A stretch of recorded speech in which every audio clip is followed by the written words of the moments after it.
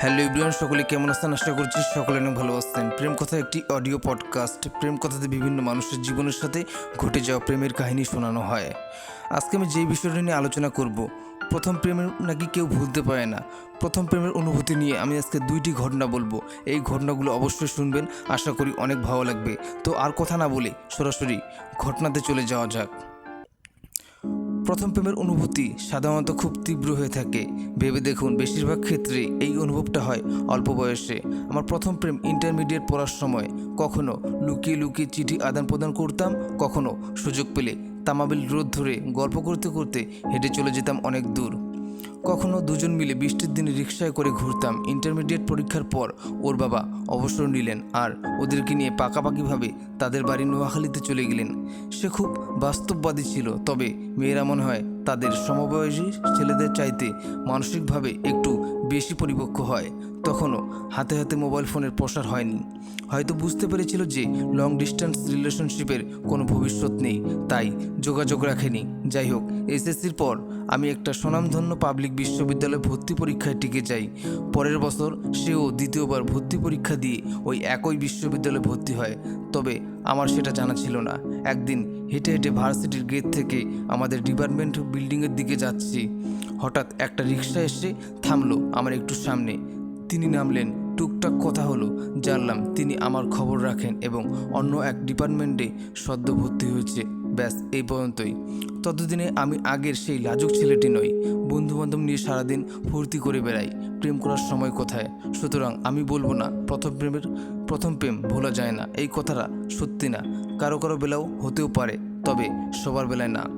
প্রথম প্রেমের অনুভূতি কেমন তা জানি না ভাই, জীবনে প্রেম করে নেই। তবে আমার মনে হয় প্রথম প্রেমের অনুভূতি ভাষায় প্রকাশ করার মতো হওয়ার কথা না, এক কথায় অবর্ণনীয়। প্রেম না করলেও জীবনের সেই সময়টা তো এসেছিল।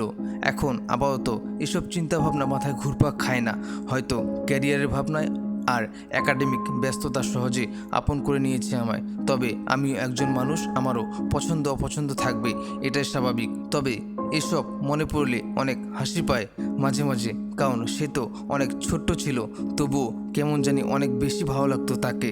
যাই হোক, 2016 সালে তখন ক্লাস 8-এ পড়তাম আর মেয়েটা পড়তো ক্লাস 5-এ। আমার এলাকায় প্রাথমিক বিদ্যালয় ছিল, সেখানে সে পড়তো। যদিও তার এলাকায় প্রাথমিক বিদ্যালয় ছিল, তবু এটা একটু ভালো মানের হয় সে এখানে ভর্তি হয়েছিল। ছুটির ঘন্টা পড়ার আগেই হাজির থাকতাম স্কুলের আশেপাশে, তাকে একটুখানি দেখার প্রয়াস নিয়ে। এভাবে তাকে শুধু দেখতে দেখতেই অনেক দিন হয়ে গেছিল, তবুও দেখাদেখির মধ্যেই সব কিছু সীমাবদ্ধ ছিল। এসব খুব ভয় লাগতো, তাই কখনো সাহস করে কিছু বলতে পারিনি। সবসময় তাকে নিয়ে ভাবতাম, পড়াশোনা মোটেই হতো না।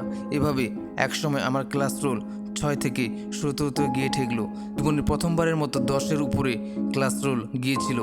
বাসায় বলেছিলাম একটু খারাপ হয়েছে এবং রোল 10 হয়ে গেছে। এবার সময় হয়ে এলো পিএসসি পরীক্ষার, আর আমার জেএসসি পরীক্ষা শেষ হলো। দুজনের জিপিএ 5 পেয়ে উত্তীর্ণ হলাম। সে মাধ্যমিকে ভর্তি হলো। কোথায় ভর্তি হয়েছে খোঁজ নেওয়া হয়নি, ইচ্ছে করে নেইনি। ভয় ভয় লাগতো অনেক। এরপর 2019-এ শহরে পাড়ি জমিয়েছি। এখন অবধি শহরেই থাকি, মাঝে মাঝে বাসায় যাওয়া হয়।